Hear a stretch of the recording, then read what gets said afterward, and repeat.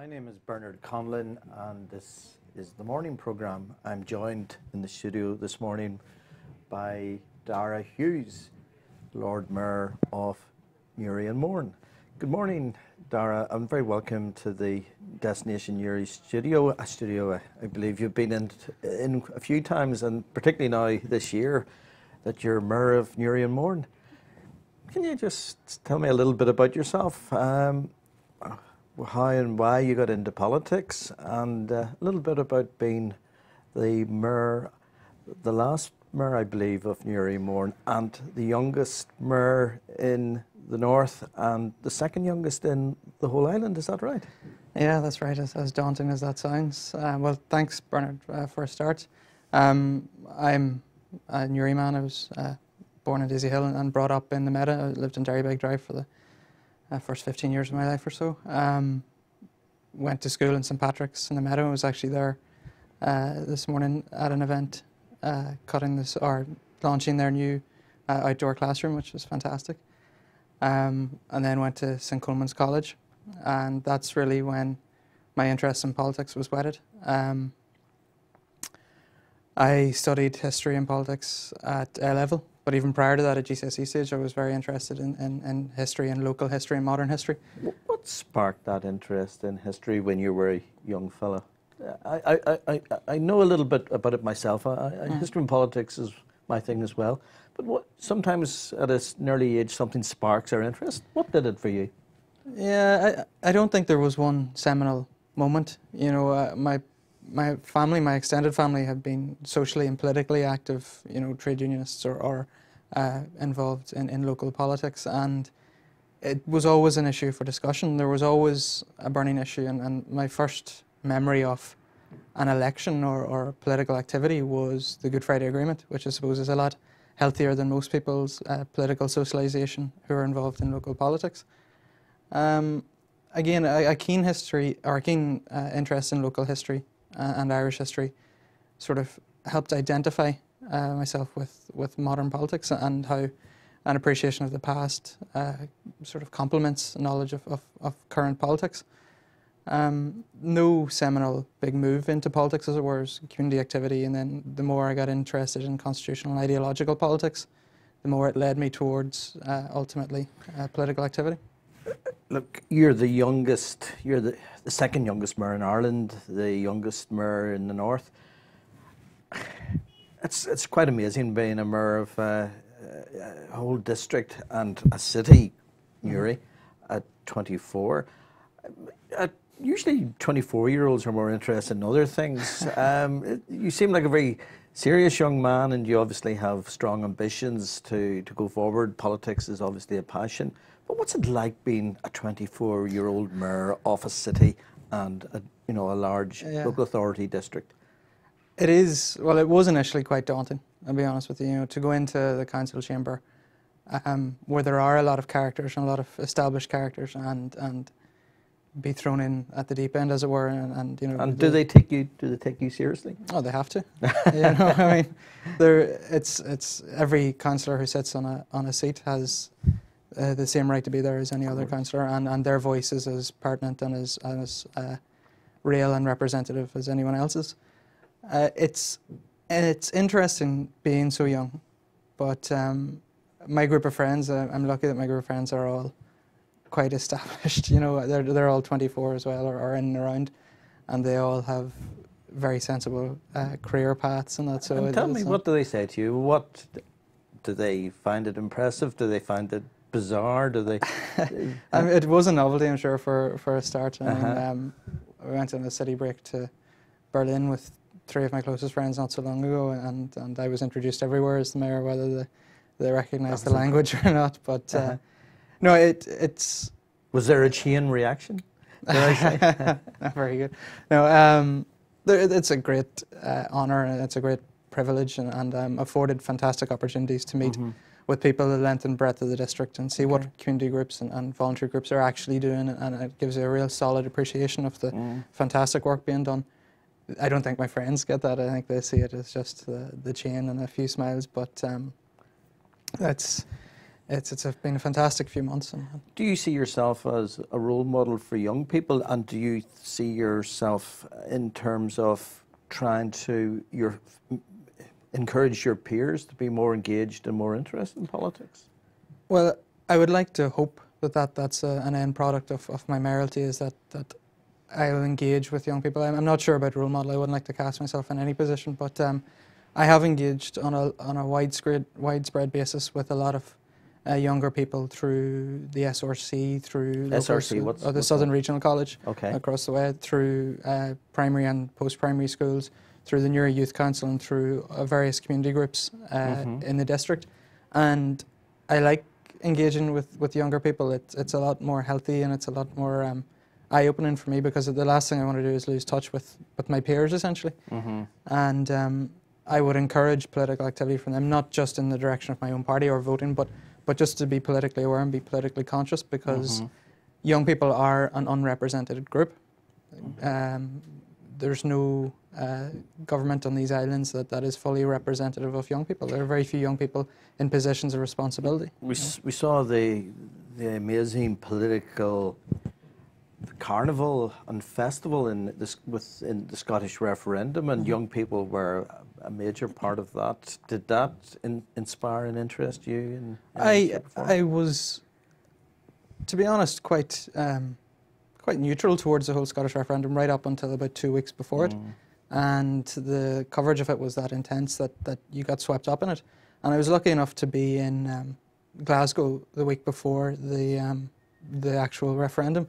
We were on a study visit dealing with see how Glasgow deals with its sectarianism, and a very, very insightful trip. But it was a rare occasion to be sitting at a table in a restaurant, and two young guys, around my age, and the table next to me, and they weren't talking about their day or sport or whatever. They were talking about interest rates and currency.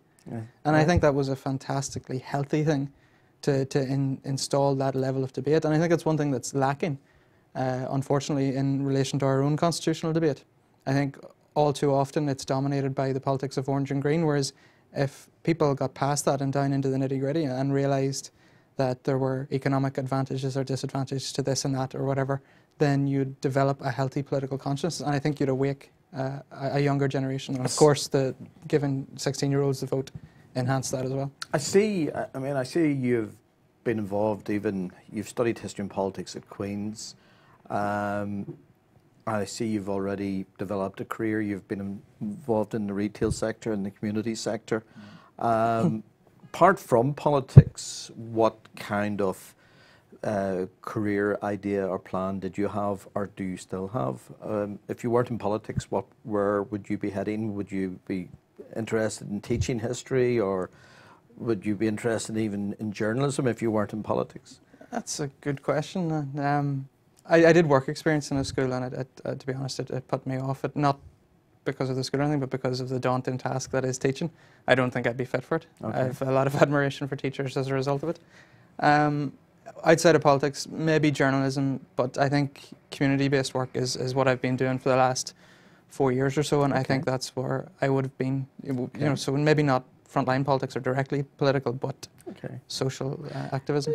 Dáire, I came down to Newry round about June, July this year as part of my assignment down here in Destination Newry, and I started reading the local newspapers, as you would if you came into a new place, and your name was jumping out of the pages about the Palestinian issue, and I was fascinated by this young, very articulate, concerned young man who was talking about the Palestinian issue. Can you say a little bit about that issue? That's obviously an issue that you're very passionate about. Yeah, it's one of the issues that's closest to my heart, to be honest. Through studying modern history, both at St Coleman's and on at Queen's, I got an appreciation, and one of the focuses of my degree was conflict resolution and things like that. And I started reading about Palestine, and I developed an appreciation of the history and the complexities of the situation. And in 2011, I was lucky enough to spend the summer teaching in Palestine. We went over with a group of locals, a fantastic group of locals, and taught for 8 weeks in multi-faith schools across the occupied West Bank. And seeing is believing. and witnessing the horrors that befall the Palestinian people on a day and daily basis, be it in segregated Jerusalem, be it in Jifna, which is a wee town that we stayed in for a bit, driving through refugee camps, visiting the Ida camp, and seeing how every single aspect of their day and daily lives was either restricted or compromised by the Israeli occupation. It was a real recognition, and for someone who had no appreciation of conflict or no appreciation of the occupation here in the north, I was born in 1990, so I had no awareness of the conflict that happened here. For me to see conflict for the first time was horrific, and everything from the day and hour we landed in Tel Aviv until we left, there was signposts of occupation, of oppression, and it further developed my interest, and I've kept in touch with people over there. Many people, scores of people. And you were teaching English in the West Bank at that stage? Yes. Well, it started off as teaching English, but it developed into a more citizen-based thing. It was a fantastic experience, and I would encourage anybody who has an interest, and I know for a fact that there are thousands, if not tens of thousands of people in this district who have a real, genuine interest in Palestine, to take that opportunity if it's ever offered to them. Obviously, we want to talk about a range of issues, but the Palestinian issue in question is such an intractable one.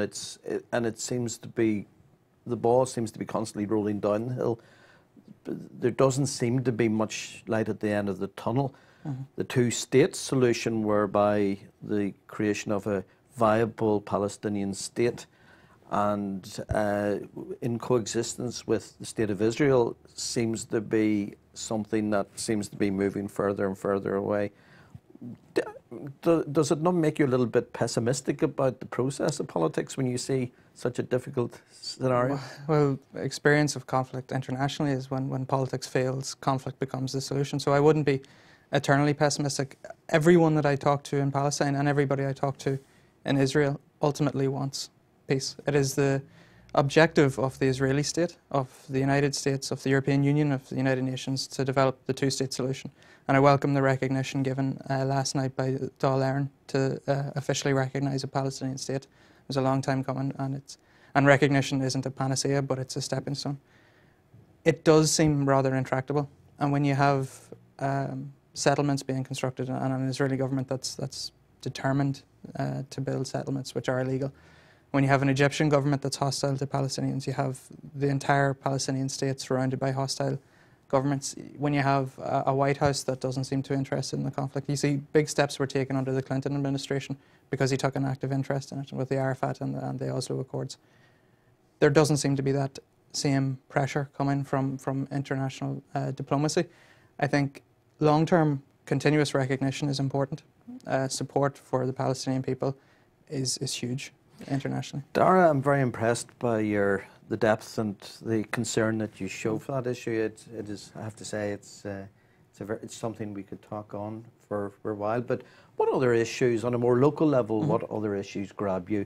I know you're involved in the policing and community safety. And community safety. That's just one issue. But what range of issues along with that really grab your attention?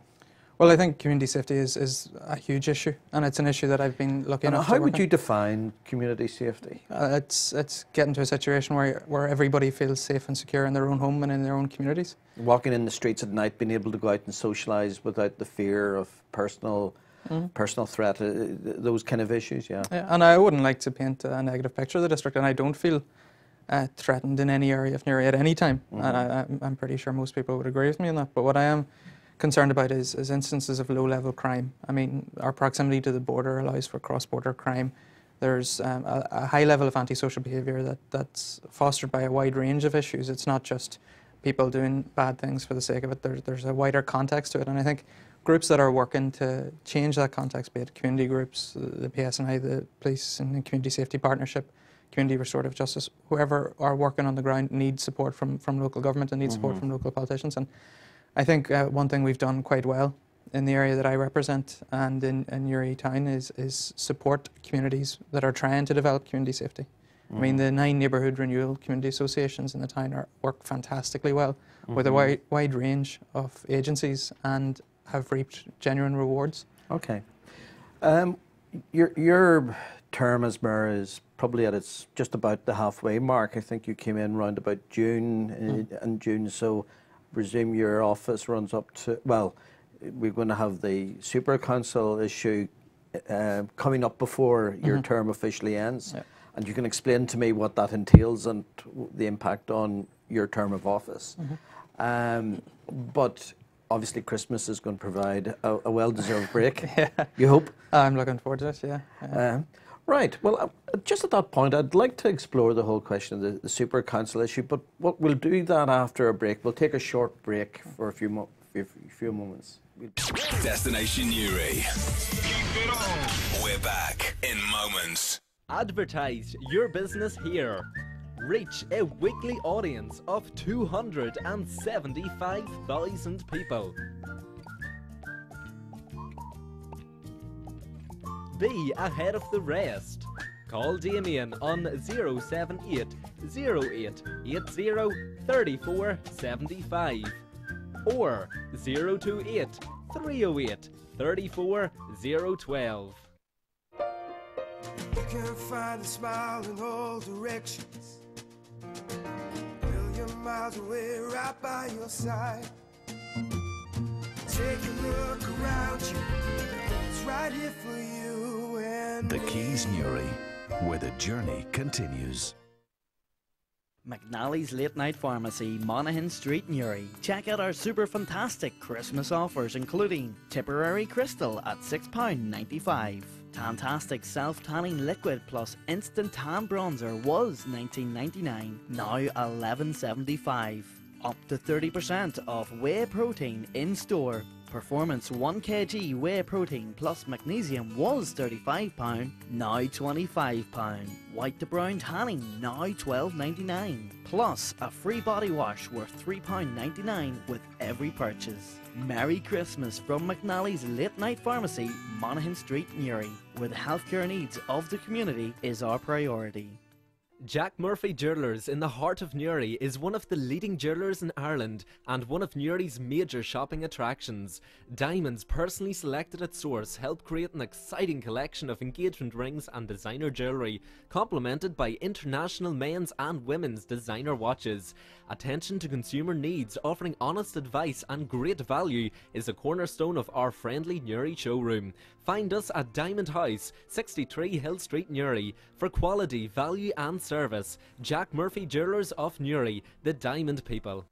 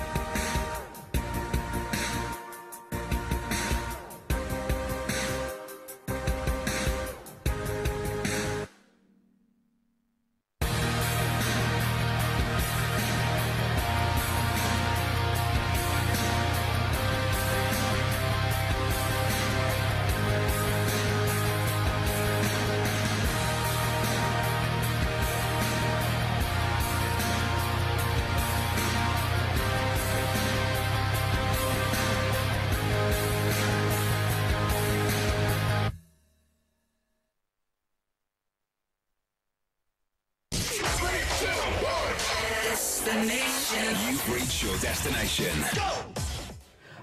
My name is Bernard Conlon. This is the morning programme. I'm with the Sinn Féin Mayor of Newry and Mourne, Dáire Hughes. Okay, Dáire, just before the break there, we were touching on the whole issue of councils, local government. And we're going to see a major change in the whole area of local government in April in 2015. The introduction of the super councils. Newry and Mourne merges with Down District, yeah. District Council. Give me an insight into what's happening and what you think that will entail. Well, the formal process started years ago with the review of public administration, and it came to a head, I suppose, last year with the announcement of local government elections to the new council structure in May there past. As you said, the formal work of Newry Mourne District Council will wrap up on the 31st of March 2015, and the new Super Council of encompassing Newry Mourne and Down District Council, whose name is yet to be determined, will take effect on the 1st of April then. Just remind me how many councils there will be in total in the north. It's been reduced down from 26, I think, to is it 11 or 13? Okay. I'm not 100% sure. So obviously when local governments amalgamate and grow bigger, when institutions or organisations get bigger and expand, that implies almost increasing power. First of all, how is your office of mayor affected by the changeover to the super council structure? Well, will you still remain in office until for the full year term? No, my term will be reduced accordingly. So I'll cease being mayor when Yuri Manos ceases being the So it has authority. a personal impact on your term? It does, but it's the way it is. I don't have an issue with it. Okay. The increased powers come with an enhanced local government, yes. The Super Council will have authority over community planning and planning in general, as well as a myriad of other altered powers, including reservoirs and parking, things like that.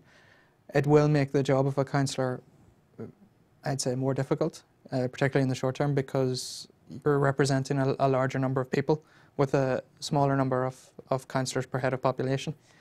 It will be an interesting transition. I've been talking to party colleagues and fellow councillors in general about the transition, and there's an air of optimism. There's a lot of agreement.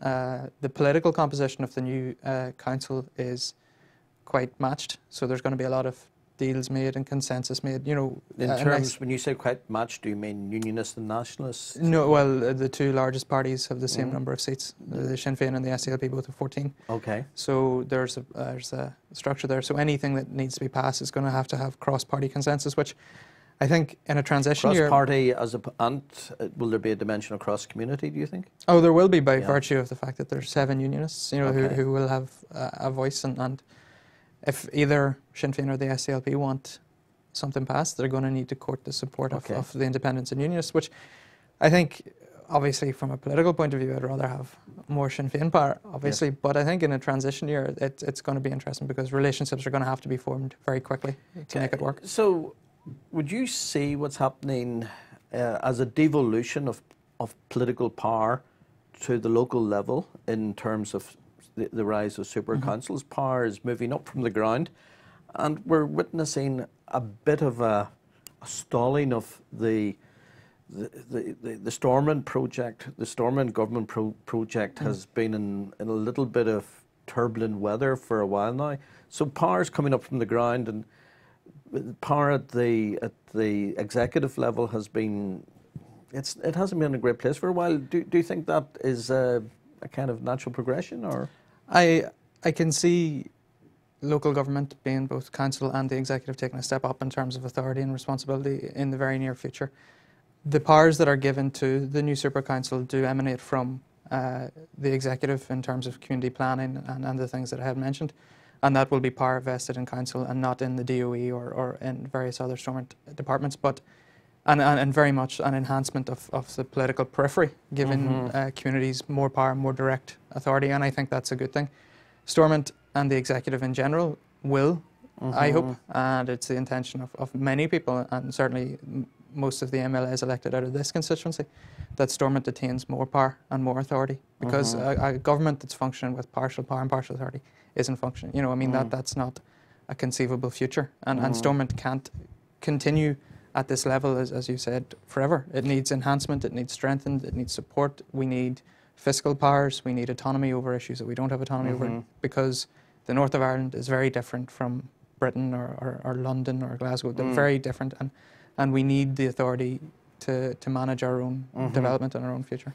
One of the things I've learnt by being down here in Yuri Manos for the last 6 months is I've been learning a lot of things, and one of the things I've learnt was that there's a local government, local authority network based in Yuri called East Border Region, and they have been organising cross-border activity since 1973, Yep. which was something I was absolutely taken aback by. Isn't it possible that a lot of the All-Ireland dimension can be fostered and progressed with, by local authorities and by local government? And local politicians tend to be more pragmatic animals and tend to be able to do deals Yeah. sometimes better than the more elevated political power structure. Is there room for our political process to possibly be reconfigured if necessary? Because we don't seem to be making big progress. Should we be reconfiguring our structure and political framework? Well, on a northern-wide basis, I'm not sure if a reconfiguring would be the right terminology. I certainly believe that there are moves that can be made to make it a more effective government, and that includes taking authority from Westminster and vesting it in the north.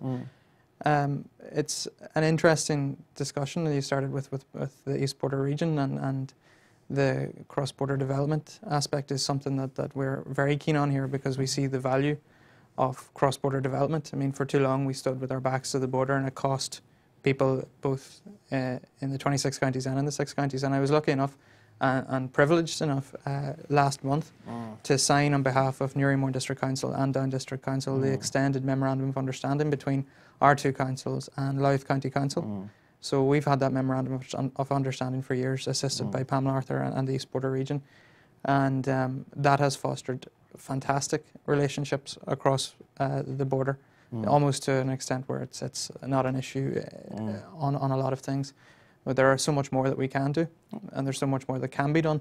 And I think the development of a border development zone, of a recognition of our school certificates, or an amalgamation of currency, so that businesses are more comfortable in the area, things like that can attract investment into the area, because as everybody knows, peripheral areas in a political entity struggle for investment or for development, and Louth is peripheral to Dublin and Newry's peripheral to It seems you Stormont. have some thoughts and ideas along this area, and obviously you're a young politician starting out on the road, so I'm sure you'll be adding meat to the bones of some of those ideas that you've talked about.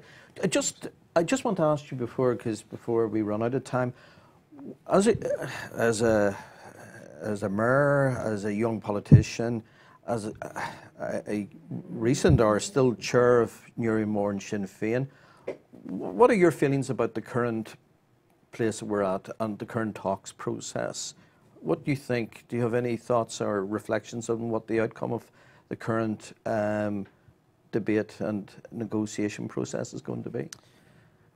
Well, it's ongoing. I've my own deductions from it. I've spoken to elected representatives from my own parties and others, and there's an air of optimism. Now, it's not misplaced. There's something behind that. But every talks process is a positive thing, because people need to remember that the Stormont executive is a peace and reconciliation executive. It's a form of government, of consociationalist government, that was born out of an intractable conflict. It's not designed to provide effortless or majoritarian government. It's designed to give every person, or as many people in this community as possible, a representative voice, and we need to ensure that that's the case. So the most disadvantaged in our community can't be steamrollered by Tory cuts. Things like that are very, very important for local parties to adequately represent their constituents. The executive has done excellent work. I mean, devolution as a principle is fantastic, and if anybody has any doubts over that, you need to look at what Scotland's doing and how it with one clear voice was able to wrestle so many concessions out of Westminster just by the threat of breaking the union. And I'm not advocating that that's the initial step that Stormont should take, but we should negotiate with a single voice against the British government to get what is necessary for us to govern. There's a lot of issues. There's a lot of big issues that separate the likes of, Sinn Féin from some of the Unionist parties, and basic economic ideology is one of them. Welfare reform is obviously a big issue, because also there's this in terms of economics and revenue raising, you hear a lot about corporate Corporation tax. tax. Mhm. What's your view on that? I find it quite a strange subject, but have you any views on that particular issue? On corporation tax? Yes, yes. Well, I believe that the people of the north of Ireland should determine their own corporation tax. I mean, I don't think a diplomat or a member of the NIO or someone in Whitehall would have an appreciation of the realities of setting up a small business or trying to employ people in this area.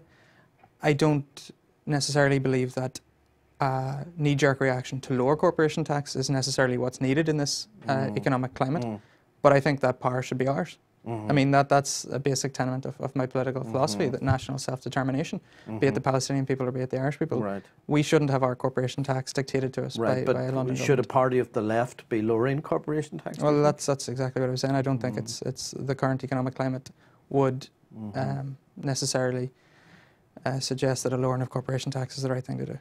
Darren, you've got a good hold and handle on a lot of issues. International issues are one of the things you're interested in. And just, I read with some interest that you were involved in the European Parliament Youth. Can you just say a little bit about that? Because Europe is something that's has affected and will affect everything, all our daily lives. But it seems very remote to the ordinary man and woman in the street. Yeah. You're going over to Brussels on Saturday, I believe. Well, that's a personal. It's not political. Yeah. No, I'm lucky enough. My sister actually works in the European Parliament, so we're going over to visit her for a bit. Right. But yeah, as a few years ago, I was a member of the European Youth Parliament, which was a committee set up in St Coleman's, and we debated the issues of the day, everything from labour mobility all the way through to common defence policy or common agricultural policy and things like that.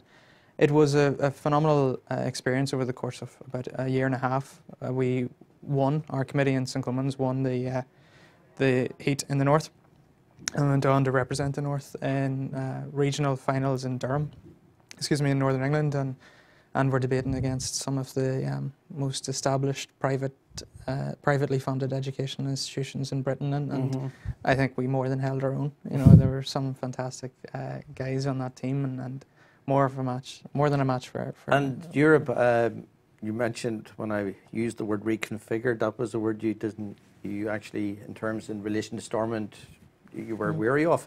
Do you think Europe needs to be reconfigured? Oh yeah, I mean, there's massive savings that can be made in Europe almost overnight. There's a real bureaucratic tendency in the area. I mean, they moved the entire parliament between Brussels and Strasbourg to accommodate a 50-year-old agreement between two states. I mean, that in itself costs tens of millions of euros a year, and if that was scrapped overnight, it's your instant savings. Dáire, it's very impressive to hear of a local politician that is engaged and is knowledgeable about the micro issues on a European level. Going back to a broader issue, what are your hopes and ambitions and aspirations going forward? Where would you hope to be personally, maybe 5-10 years' time, and where do you want us as a community, as two communities within this region, where would you see us being in 5-10 years' time? And yourself in that? Well, in relation to community relations, I think despite difficulties at a political level, I think community relations are at an all-time high. Any cross-community issues that I've dealt with have been overwhelmingly positive, and I represent Bessbrook, and there's a mixed population in Bessbrook, as everybody knows, and the community relations are very, very strong. I mean, people on occasion are a lot further ahead of leading politicos in some parties, not in all. I can only see community relations strengthening. I mean, there's a meeting of the minds in a lot of communities in relation to some of the outstanding issues of the day. I mean, Tory cuts will affect nationalists as much as they affect loyalists. Policing costs of parading affects everybody. I mean, they're the sort of intractable issues that may be discussed at a higher level, but most people would agree on the issues. Myself, I have no personal ambition or direction or timeline or objective or anything like that. I'll be involved in politics as long as I'm able to. I've made it, I wouldn't use the terminology career or vocation, but I've made it a priority for myself. I'll be involved in local politics. I've been involved in local politics since about 2007, 2008. and I will be involved locally at a community level in whatever the party asks me. Dáire, it's been a real insight and a real pleasure having these few words with you. It's been a really enjoyable experience for me. Thank you very much. Thank you very much Thank indeed, you, Dáire. thank And you. good luck for the rest of your term in Thank you. office. I'll need it. This is Bernard Conlon signing off with the interview with Dáire.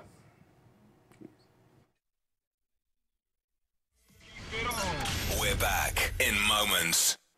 If you would like to watch our shows from the comfort of your home, contact Destination Yuri now to get yourself a Roku box. Call us on 028 30 834 010. Flowers make great gifts, and here at Millie Floricamla we have every kind of flower, from fresh cut flowers to colourful blooming plants to gifts for that special occasion. Drop in at Unit 7 Main Street, Camla to view our ever-changing showroom, or phone Kerry Marie on 028 308 39558 for some expert advice. Millie Floricamla, the flower experts. It's here in the heart of modern Newry. The Rug House, an emporium of retail optimism in a city that's emerged from recession and is growing fast. Jobs, sales, the future. It's all here at the Rug House, and it's a business that has grown from the most humble beginnings. Stephen and Claire Vallely from County Armagh, educated here in Newry, and are now bringing home the bacon in the form of jobs and an enhanced economy. They are the people behind the Rug House. And so, for the Rug House, the future seems set fair. Stephen and Claire know indeed the value of hard work, and know too that indeed it brings its own good fortune. Clearly, for the Rug House, the future beckons.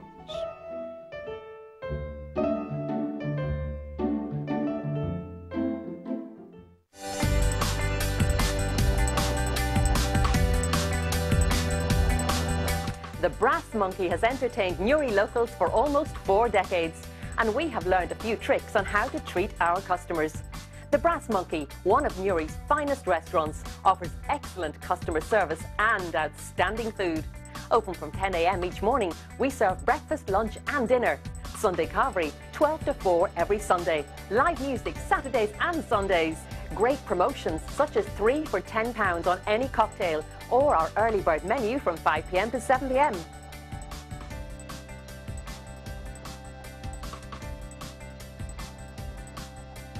The Brass Monkey services include taking bookings, walk-ins welcome, good for groups or parties, good for children, table service and outdoor seating. Call us or call in for a menu and one of our team will be happy to help. Pre-orders for lunch are also available. To contact us, telephone 028 302 63176. Follow us on Twitter and like us on our Facebook page at The Brass Monkey Newry. Thank you.